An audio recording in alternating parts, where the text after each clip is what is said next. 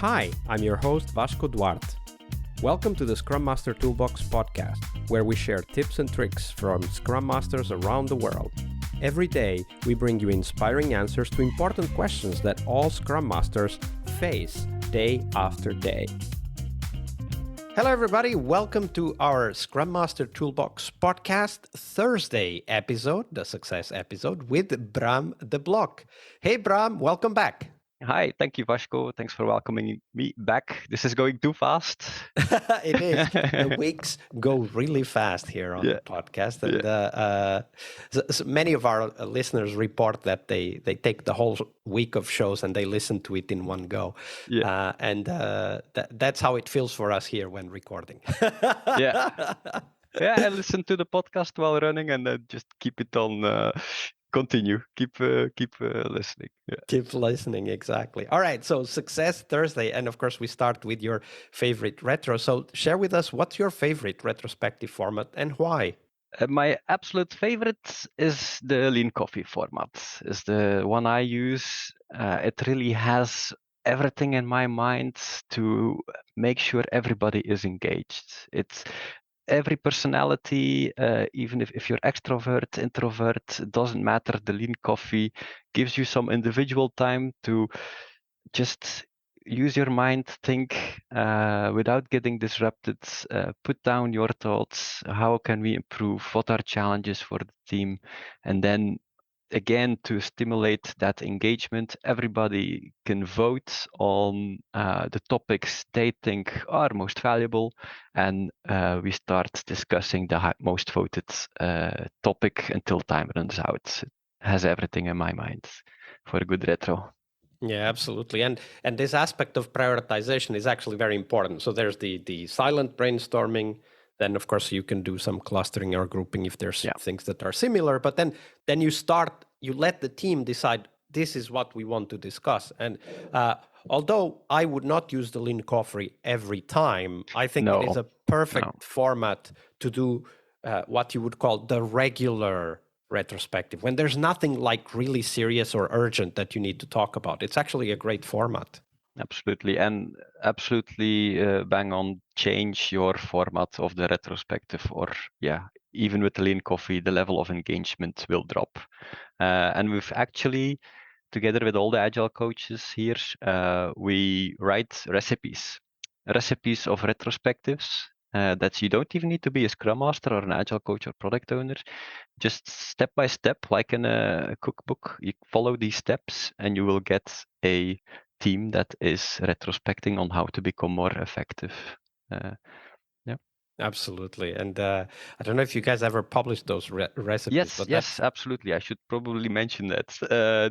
It's on, if you Google Dataminer Dojo, it's a bit of a community website to bring our colleagues in close contact with the people that use our software. And it's not just about the technical stuff. We also add best practices for the agile mindset, and those retro recipes can be found on there. Absolutely. We'll put the link on the show notes to make sure that people can easily find it. Thank you for sharing that. All right.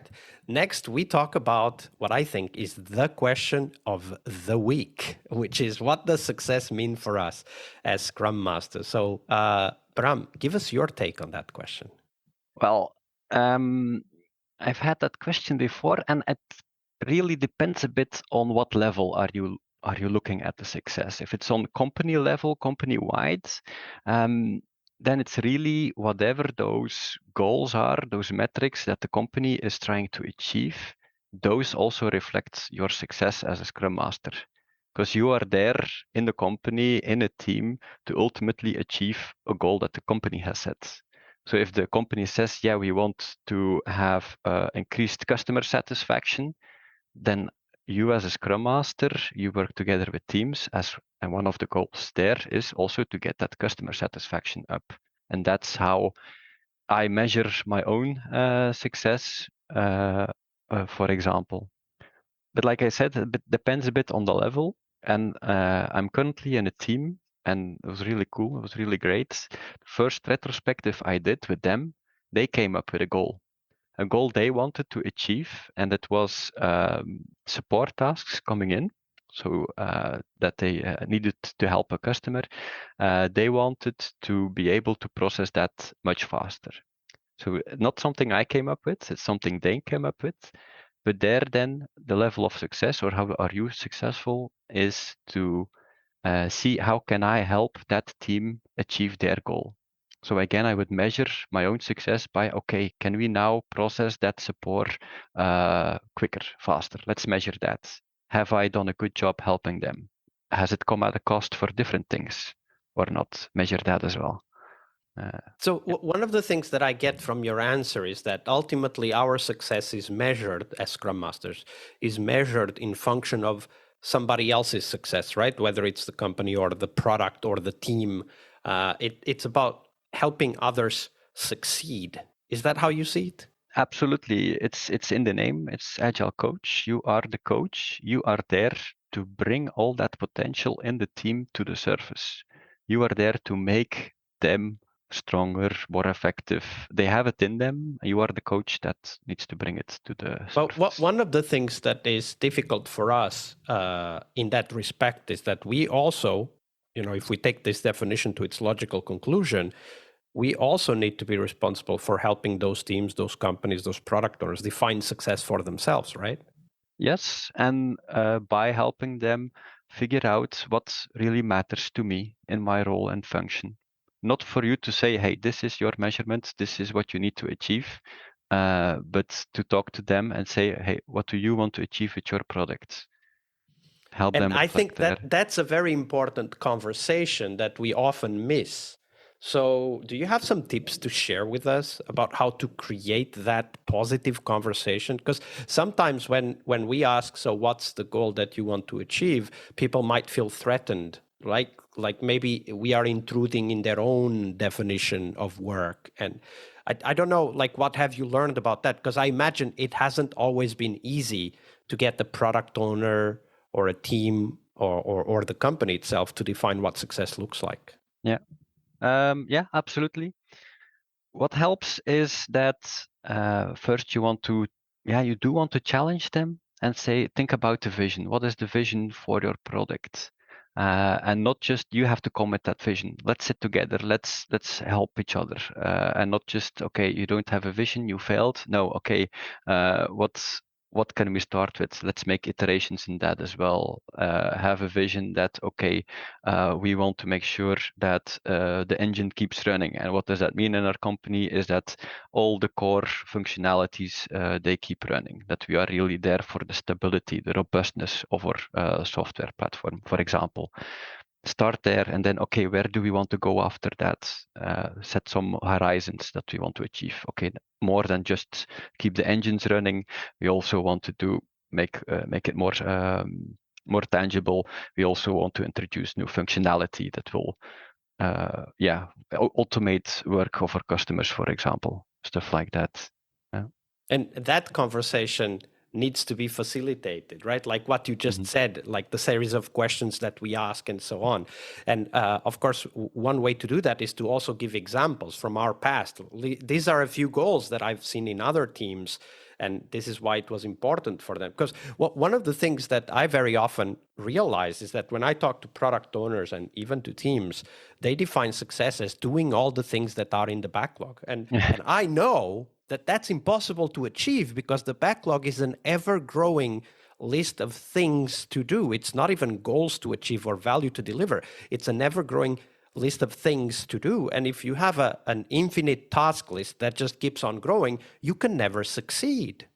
No, absolutely. And I really like as well that, okay, give examples. We have a really good group of product owners. They sit together weekly and they steal from each other with pride. They say, you're doing things like this. Maybe I'll try it as well. And others pitch in, have you tried something like this and this? We really create almost like a community of product owners in our own company of all those product domains mentioned yesterday. So sit together, have the conversation. Something else that helps is to provide them with metrics, with data. Look, let's have a look at your products. These are just numbers, metrics. They don't tell the whole story, but they support the story. Is there anything in there that surprises you? Maybe that will help you set a goal. I expected there would be a lot more adoption use of this specific functionality. I certainly see that, okay, only 10% has actually installed this product, for example. I want to set a goal that it becomes 80%, stuff like that. Give them a basis, give them data to work from. Yeah, using existing data to define what better could look like. Yeah. Excellent. Great practical advice. Thank you for sharing that, Bram. You're welcome. Happy to share. Part of a successful Scrum Master job is to help the product owner. Tomorrow we explore that critical role in Scrum, the product owner role. Tune in to learn about product owner anti-patterns, what you can do to help the product owner, and a real-life example of what a great product owner is and what made it so. Tomorrow on our Friday Product Owner episode. See you tomorrow. We really hope you liked our show. And if you did, why not rate this podcast on Stitcher or iTunes? Share this podcast and let other Scrum Masters know about this valuable resource for their work. Remember that sharing is caring.